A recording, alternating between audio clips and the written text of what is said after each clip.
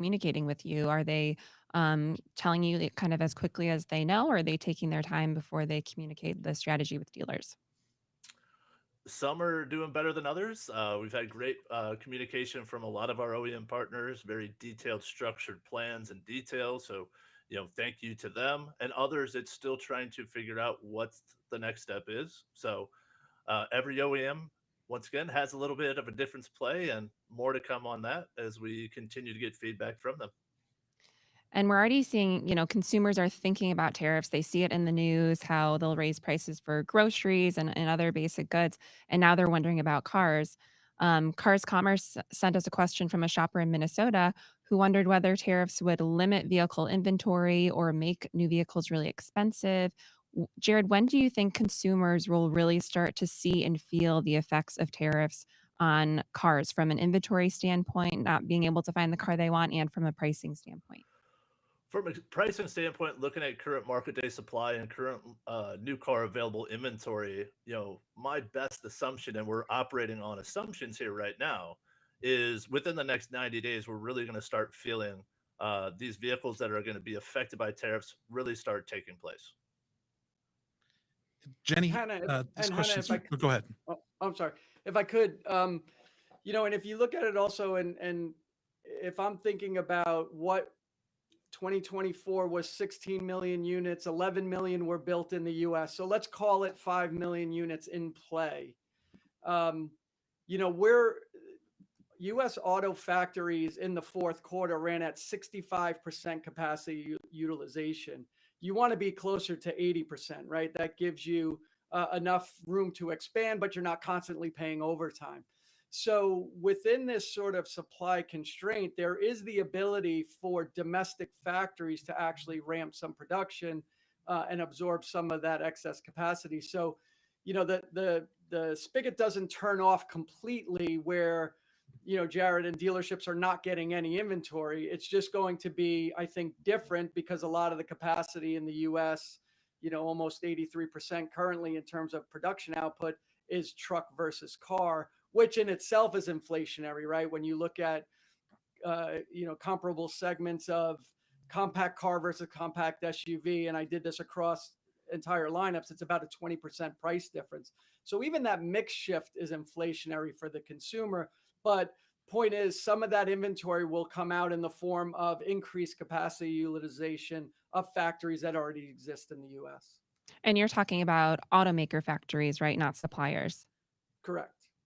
So what about on the supplier side? John, maybe you can answer this. You cover suppliers so closely. Do they have room to bring more capacity to the US? Yeah, it's going to be interesting for suppliers. Certainly, there's some that might have some of that capacity, but many of them have been kind of struggling over the last several years, really dating back to the pandemic, moving forward through the parts shortages of 2021, 22, the semiconductor shortage, et cetera. A lot of them kind of feel themselves as kind of supply constrained and labor constrained more than anything else. Even if they want to add more jobs, I've been told by a lot of executives they're worried that they won't be able to find them. So that's kind of a big concern that a lot of suppliers have been having as of late, even as they look to, all of them would love to take on more business if an automaker were to, add a shift at a US plant or what have you. But a lot have been kind of worried that either they might not be able to find the labor for their factories or that uh, their tier two, tier three suppliers, well, they have the labor to, build up even more inventory for them. So it's going to be interesting to see how that plays out. I know that's been a big concern for a lot of supplier executives, but I know they're all actively looking at that, and where they can, they'll look to add business. No doubt about that. All right. So, however it goes, prices will go up. And Jenny, I know you've been following from the consumer perspective. How sensitive will consumers be to these price increases? Will they delay their vehicle purchases, or are there specific segments that will hurt more than others? What have you seen so far? So we just got a in-market shopper survey results back from Cars.com shoppers, and we were asking them about the tariffs specifically. And are these tariffs going to impact their car purchasing plans? 34% said they plan to accelerate their car shopping because of these tariffs. And then, another 24% of the respondents said that they were going to wait to buy a car. So yes, it's absolutely affecting plans. So we're seeing it on both sides, right? As far as what shoppers are looking at, Of course, affordable vehicles are absolutely going to be in play right now.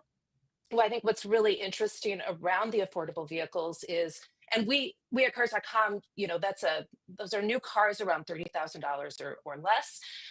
It currently makes up 14% of our new car inventory. So it's something we're watching closely as we assume, or yeah, I guess we assume. I guess we're all making some assumptions right now, but we assume that this is where a lot of car shoppers are going to jump in because it's a little easier for them to manage right now as everything else goes up in price.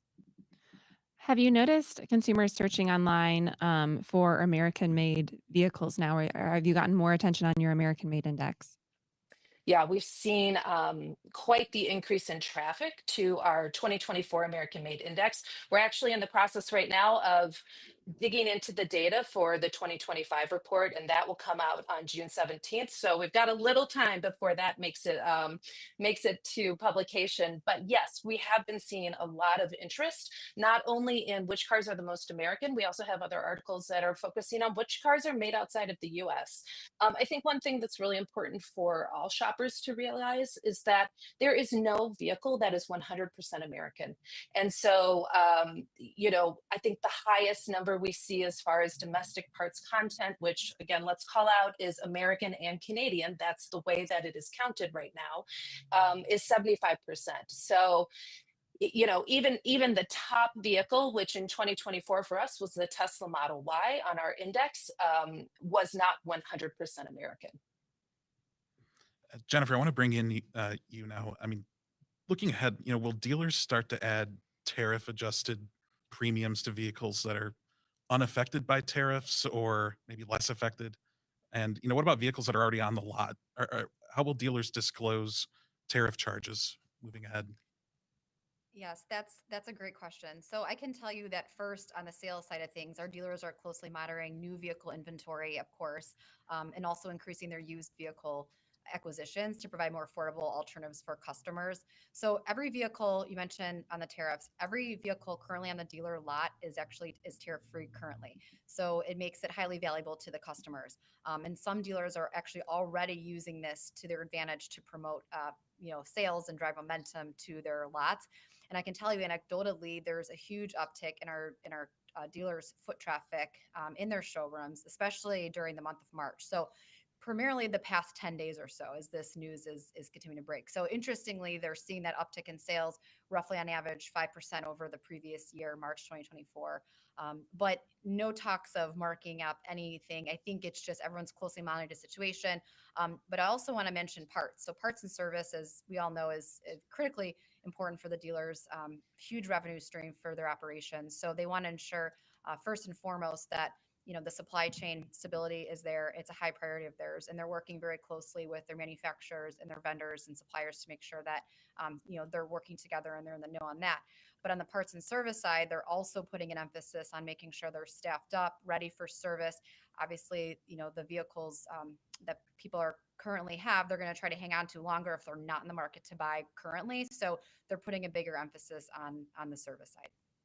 Can you give us any sense of, the share of parts that come from outside of the US that they'll be thinking about?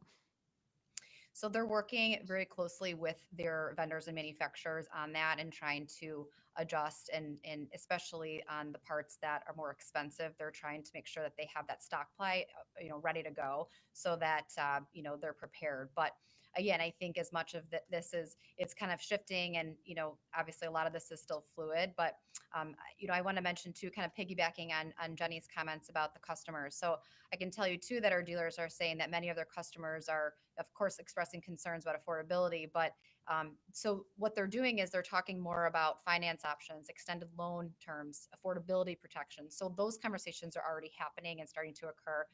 But generally, the big sense is the hesitation among the buyers, but it's accelerated their decision-making process in the same sense. So it's really interesting to see how this is unfolding. Yeah, Jarrod, and can Hannah, you go ahead? I'm sorry if I can on the pricing.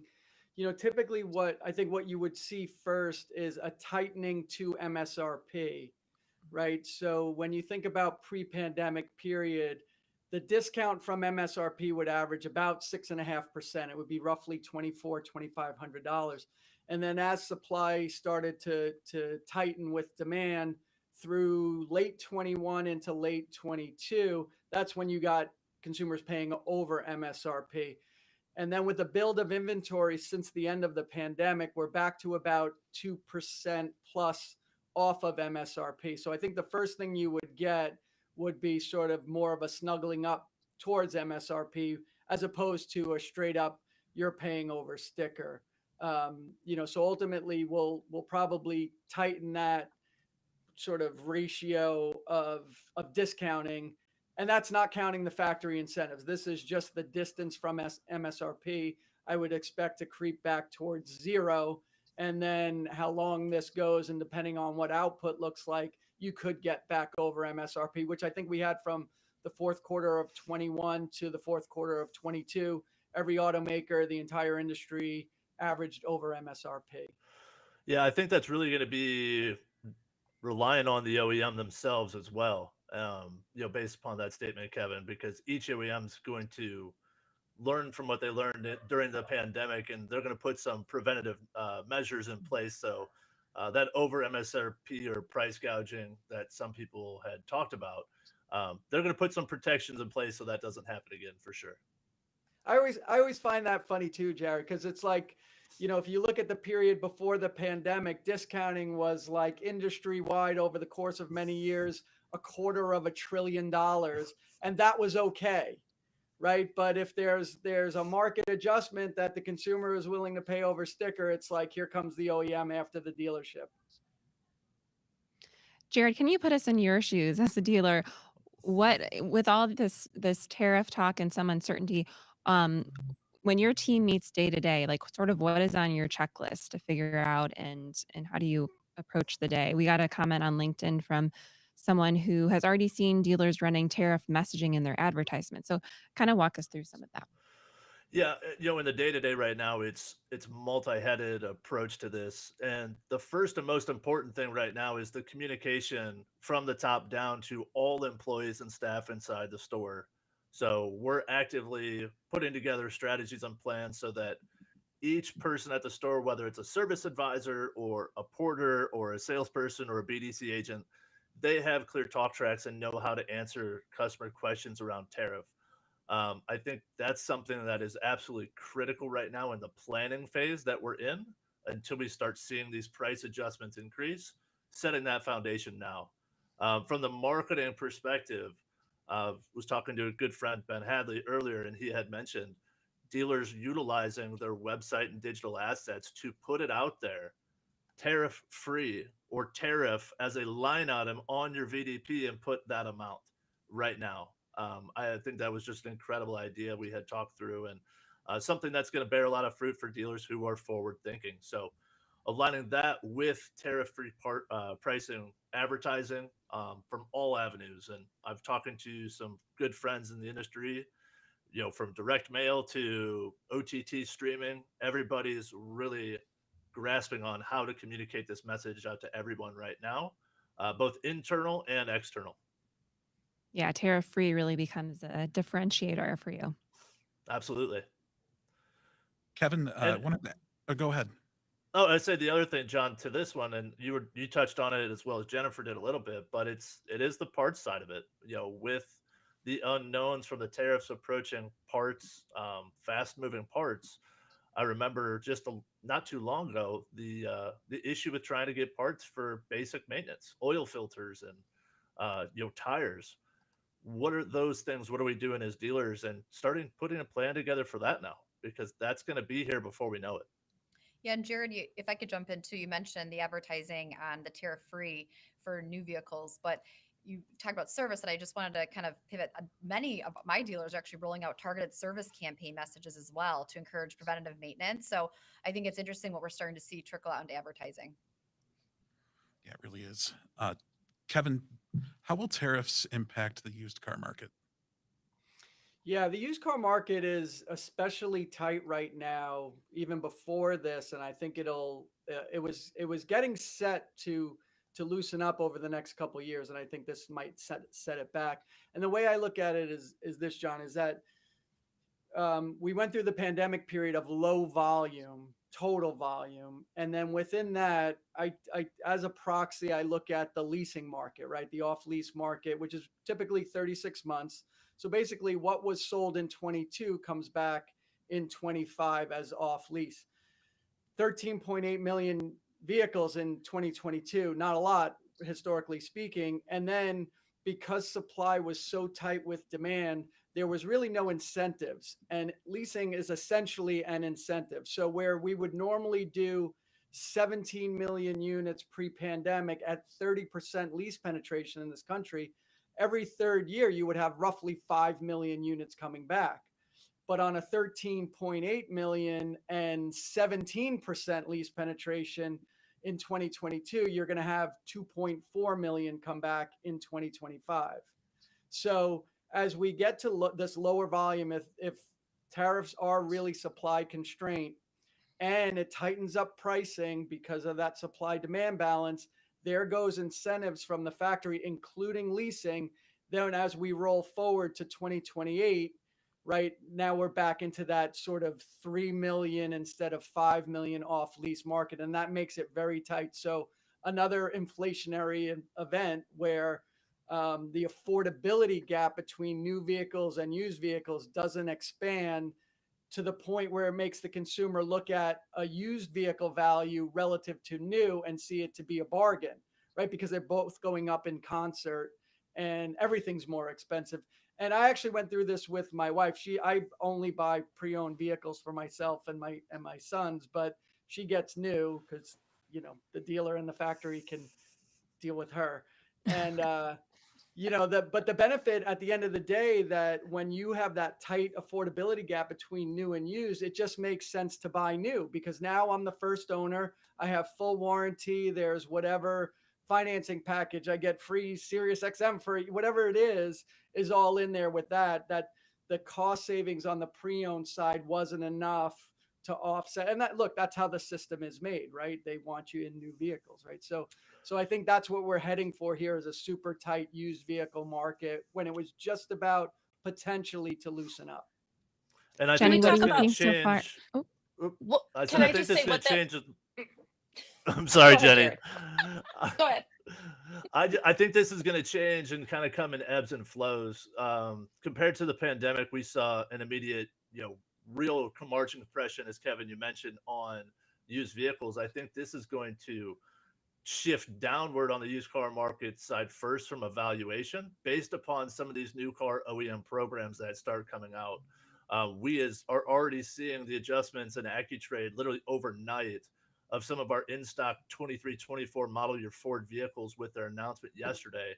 We're already seeing 3-4% decreases in those vehicle values. So it's trying to find that exit strategy of those units because of the OEM incentives that are coming out, knowing longer term scale, there's going to be an upward J curve that's going to self-correct and force that market up in value.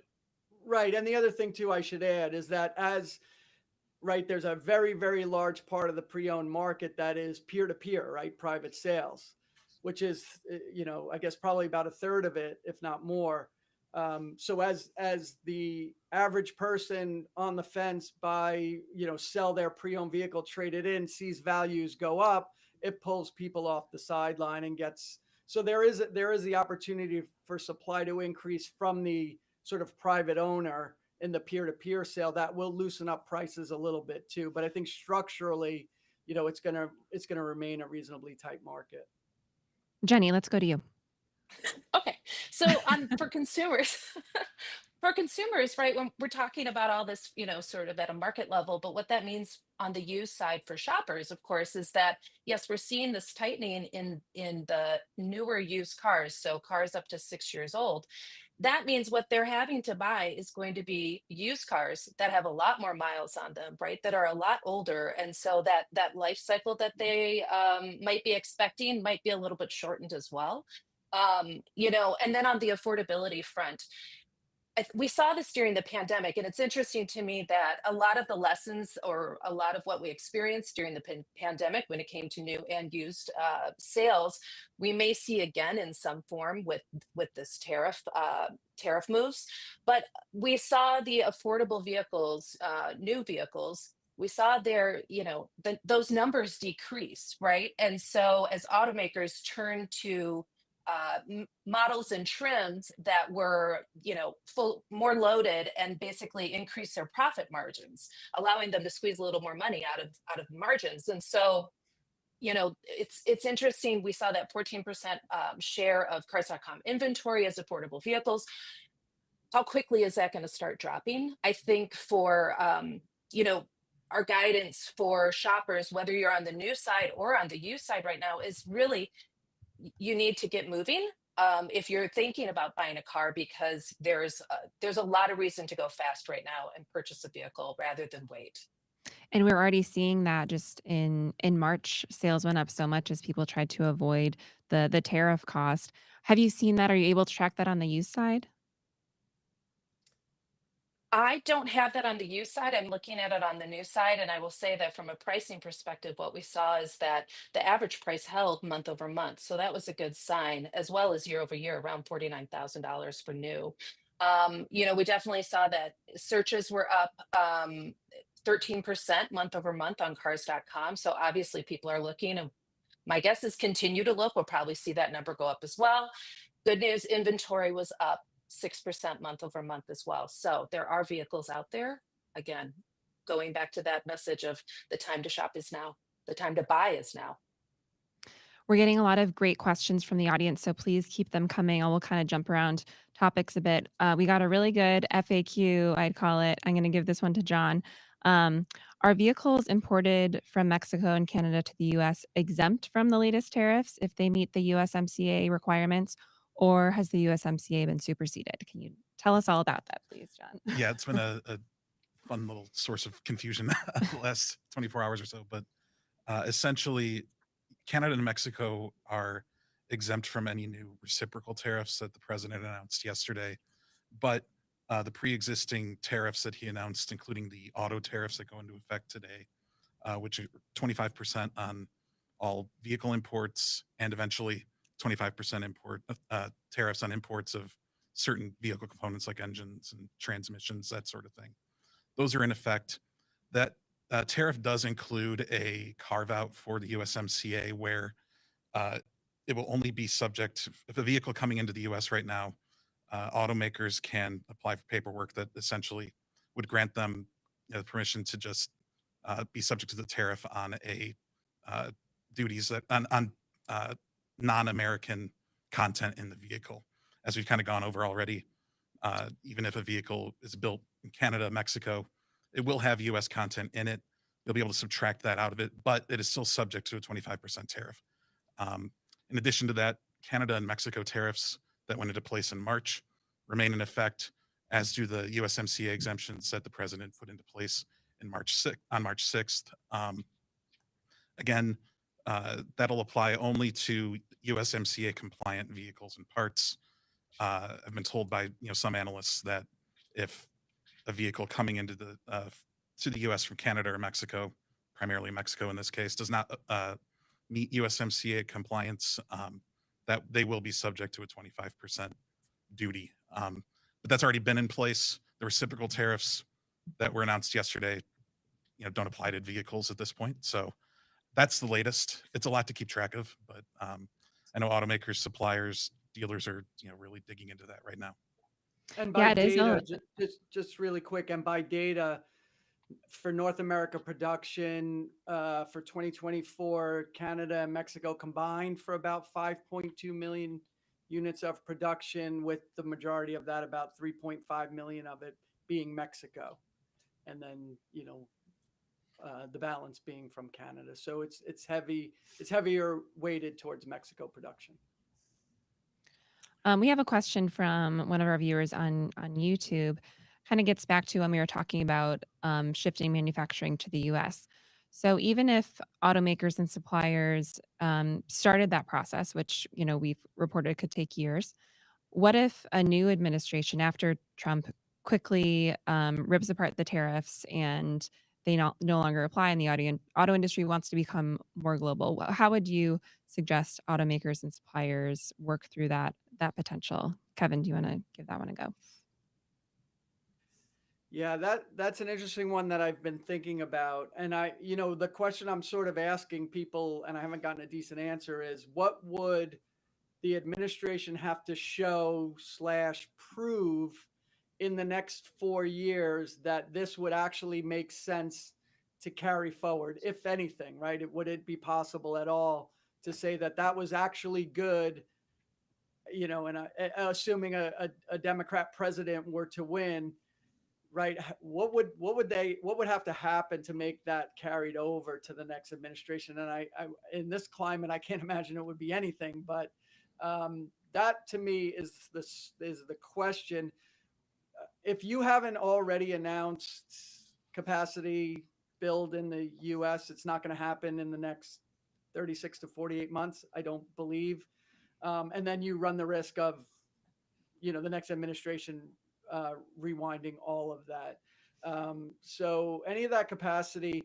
So that's why I say, and I said earlier, is that the best opportunity to absorb some of that unbuilt or tariffed vehicles is with the capacity that already exists here, which every automaker has truck capacity here for the most part, and that can be absorbed and run up to that 80% line that we kind of look for, and then tighten that supply demand balance. And it may not be that 13.8 million units of 2022, but supply and demand, it's right sizing the market. And that's why I said earlier that this is the heaviest lift for the manufacturer, because it's these kinds of decisions, not just the next 60 days or 90 days. You're talking 36 months, 48 months into the next administration that you're trying to plan for. And that's very, very difficult.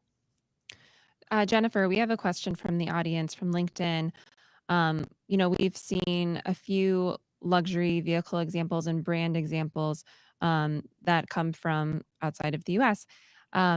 Will the tariffs make luxury cars more expensive and price them out of reach for many people? Are you hearing that from the luxury dealers that you work with? Yeah, so again, it's really where the parts are sourced, so it's runs the gamut.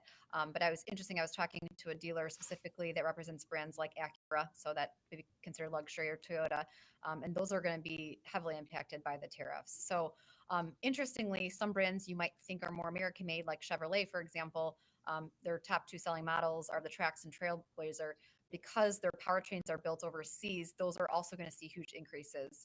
So it really ranges from luxury to the mainstream brands. And I think, again, it's going to be back to Kevin's point on the manufacturer too. Like, what is the manufacturer willing to absorb this in this short term, long term duration? Somebody brought up earlier the Ford's the employee pricing. That was announced to the dealers yesterday, was officially rolled out, and I saw on Automotive News this morning. But it's interesting to see what manufacturers are doing and what type of marketing campaigns that they're messaging. So I think, again, it's just so interesting to watch this unfold, but it's really affecting various brands, both luxury and mainstream. And I think one interesting thing on this, Hannah and Jenny, I am so sorry. I keep jumping on to you. Your house, Jarrod. I'm coming to your house. Come on up. Come on down.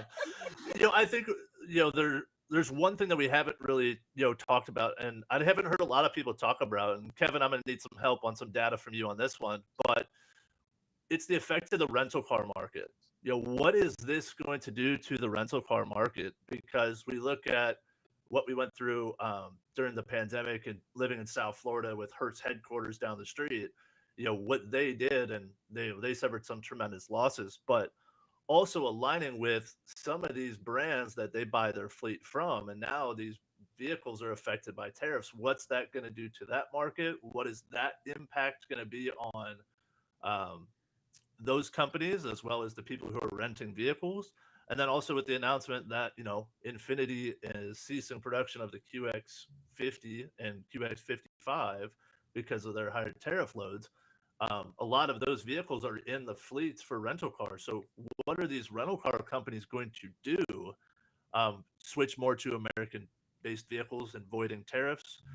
What does that do for the demand side of things for consumers who are actually trying to buy those vehicles too? So it's kind of that unknown thing with fleet right now and rental. But I know, Kevin, you probably have a good amount of data on that one to help me out. But I just wanted to put it out there. Yeah, and think about this too, and to Jenny's point earlier, right?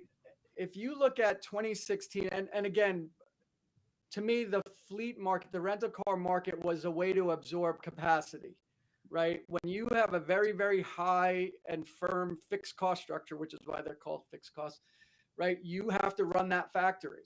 And a lot of times it's just build it today and we'll figure out how to sell it tomorrow. And the rental car companies back in the day, especially, were a relief valve. So now when you think of the pandemic period, you get to where, or even the bankruptcy period, where you have a lot of cost rationalization by the manufacturer, you don't need that relief valve anymore, right? So through the pandemic, rental car companies get starved of vehicles because there's better margin selling it to somebody willing to pay over MSRP. But an interesting stat, and I have this in my sort of normal slide deck, is that if you look at 2016, which was the highest volume year in US history, 17.5 million units, there was, from the domestic manufacturers, there were 10 nameplates combined from between, at the time, it would be Fiat Chrysler, GM, and Ford, below $30,000. So I guess, Jenny, you'd call that affordable.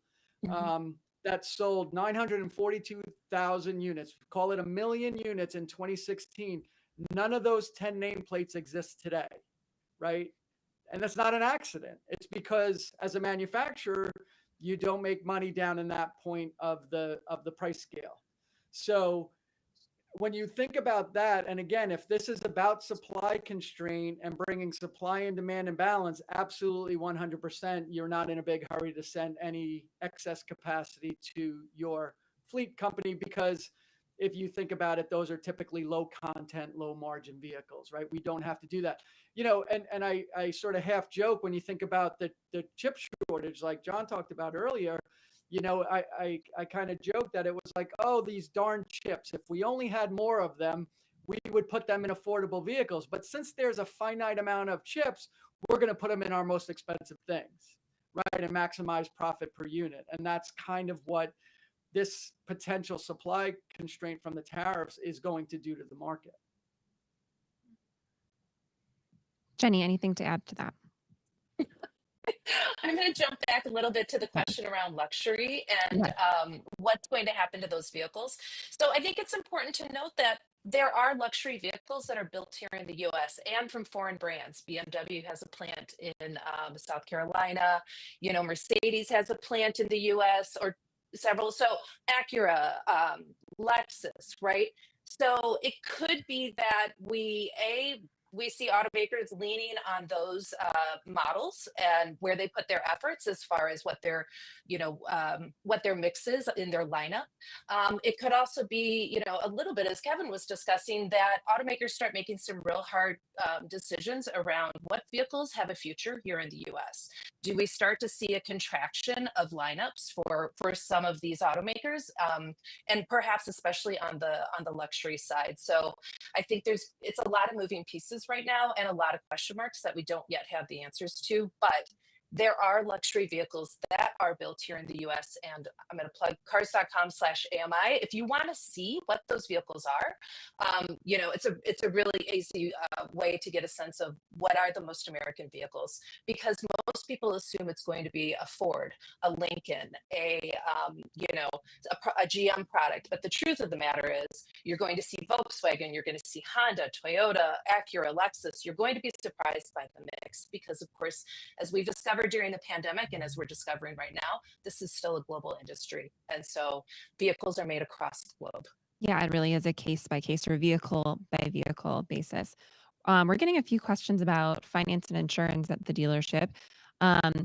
Do you expect customers to come in with finance already secured, is what one person is asking?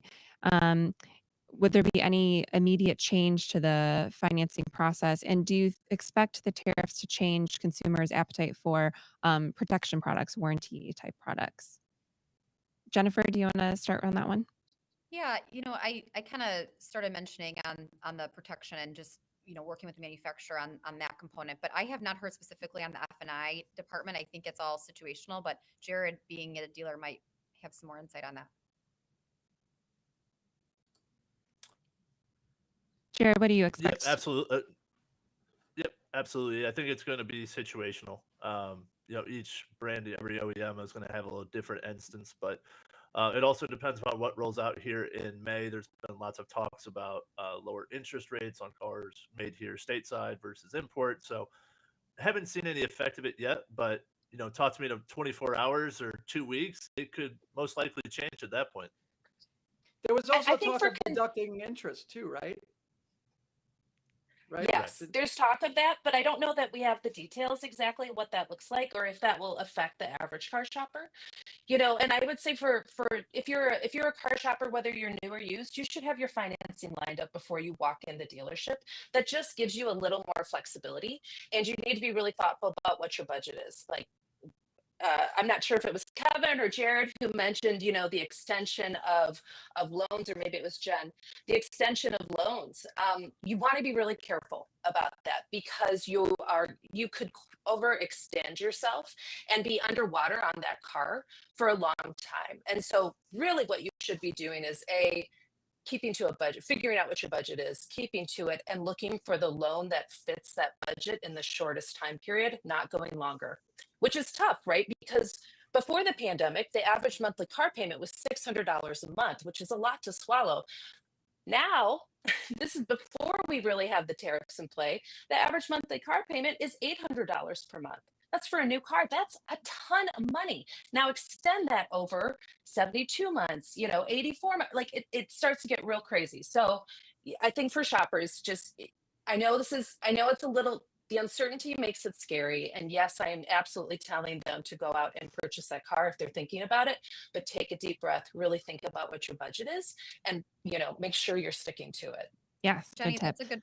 that's a good point. I just also hearing anecdotally feedback from consumers, just taking a closer look at that monthly payment. You brought up the monthly payments. I mean, when you're looking at the full price of a vehicle, whatever that markup is, I know it's, what did they say, ranging 3,000 to 12,000. Obviously, that's a huge range, but when you actually drill down, they should be really looking at that monthly payment and seeing if it's affordable. That's a good point. We have another sort of logistics question. John, I'll ask you first, then if anyone has anything to add. This is about China tariffs to start. How will parts being shipped in from China to Mexico, then value added, then shipped to the USA be handled? Basically, when a vehicle or part crosses borders, what do you do?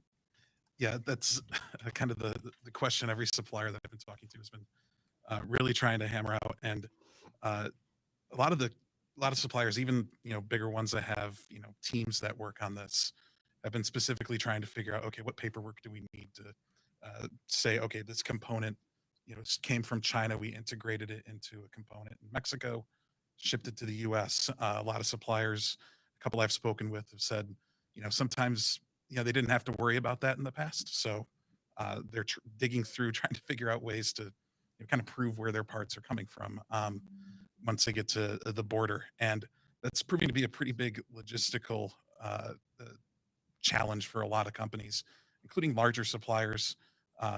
It becomes an even bigger issue if you're dealing with tier 2, tier 3 companies that might not have as many people to work on this. Maybe they're not as up to date on the new rules, etc. So I don't know if that's a clear answer, but I know a lot of the industry is still trying to sort that out themselves. And I think we're going to have a lot more of a clear picture in the coming days now that these tariffs are in effect.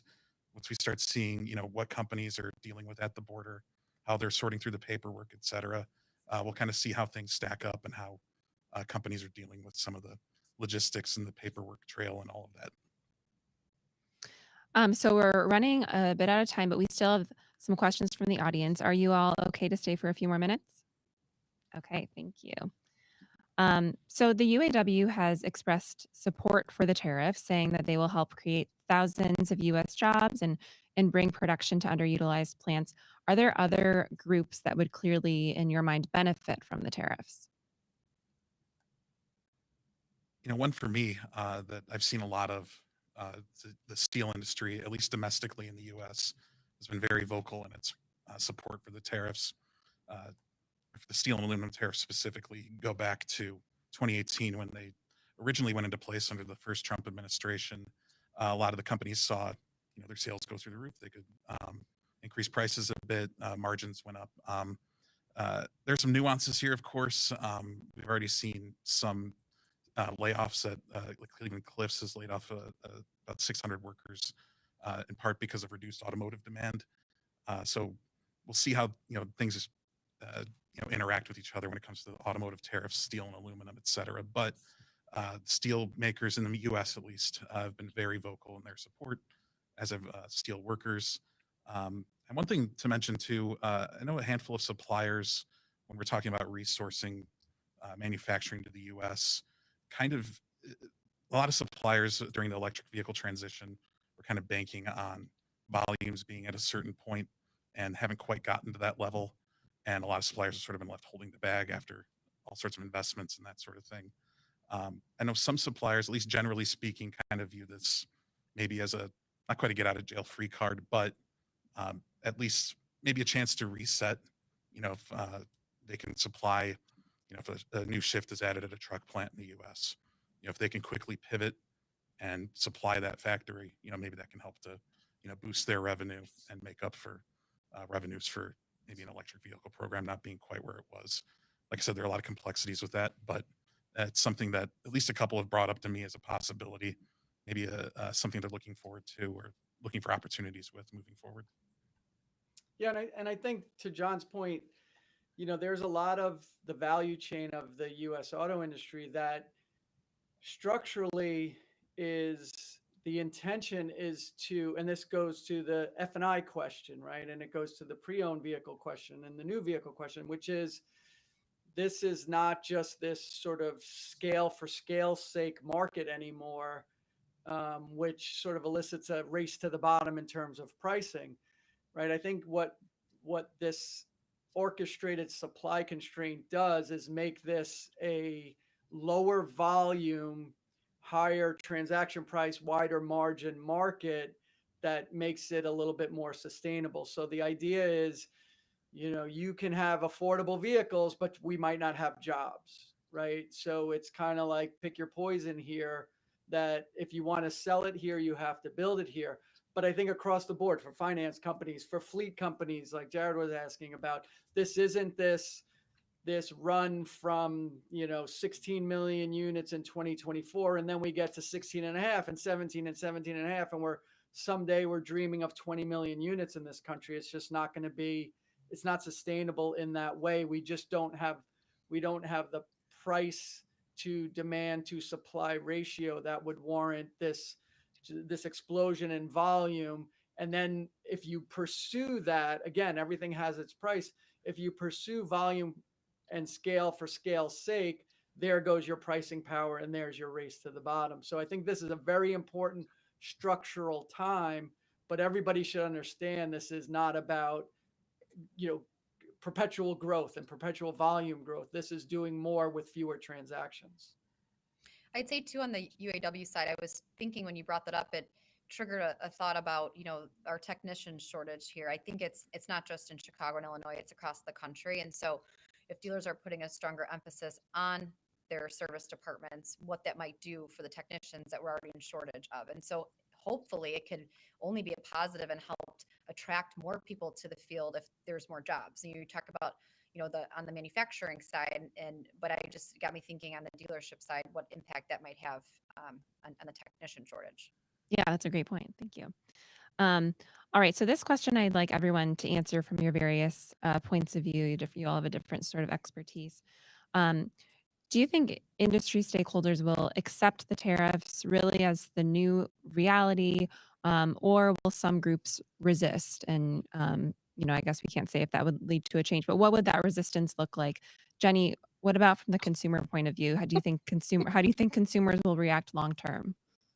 Oh boy. That's a great question. I I think that you're always going to have a segment of consumers who need a vehicle now, right? And we saw that during the pandemic. They just can't get around it. I think there will be other consumers who are holding off hopefully going to their service department, taking care of their vehicles and trying to extend the life of it. I do for whatever price increase is coming their way. I mean, I think they can be smart about it, and look for little savings here and there. But overall, I'm not sure they're going to be able to withstand this.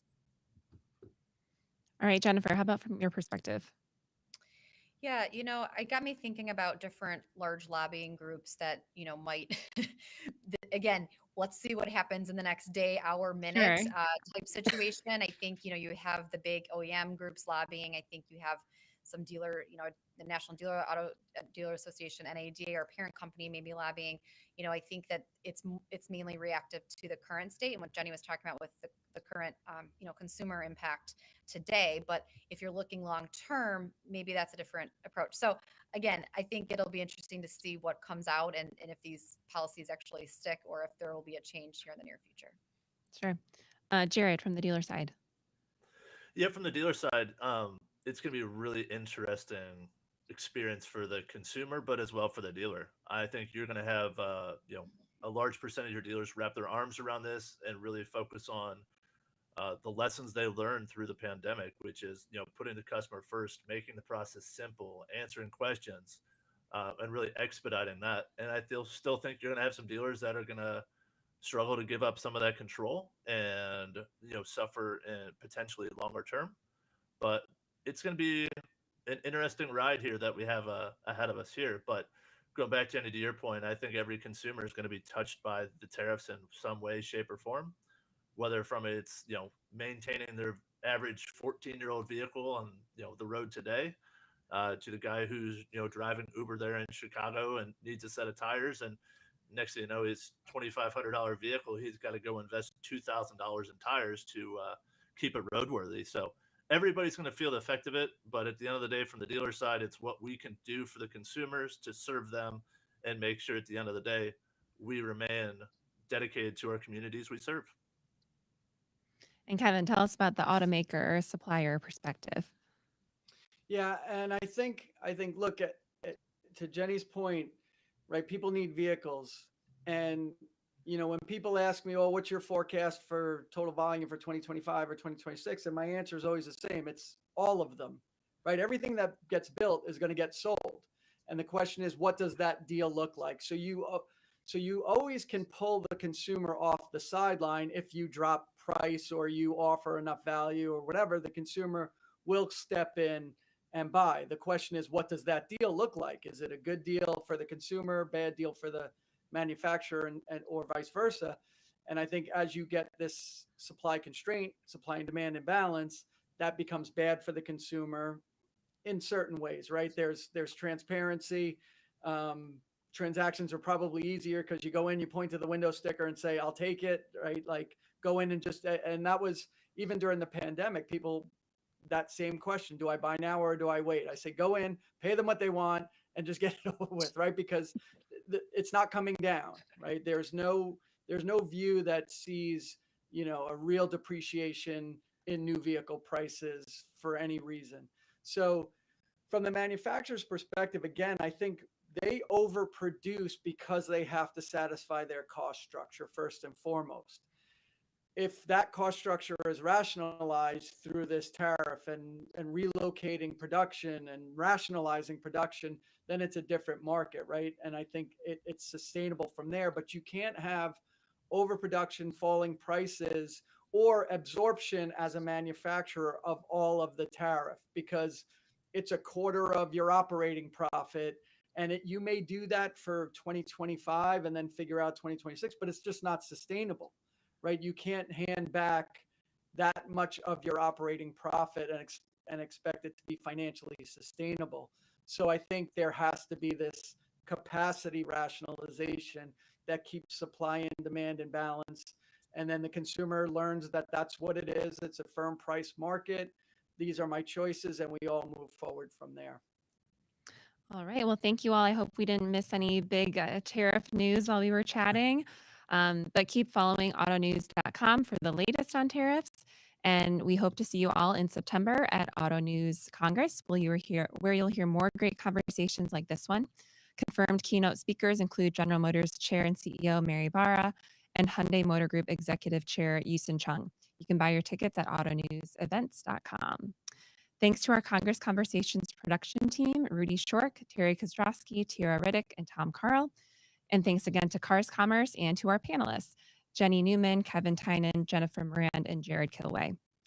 We really value your time and your insights today, so thank you again for being panelists for us. And thank you to the audience for tuning in and for your questions.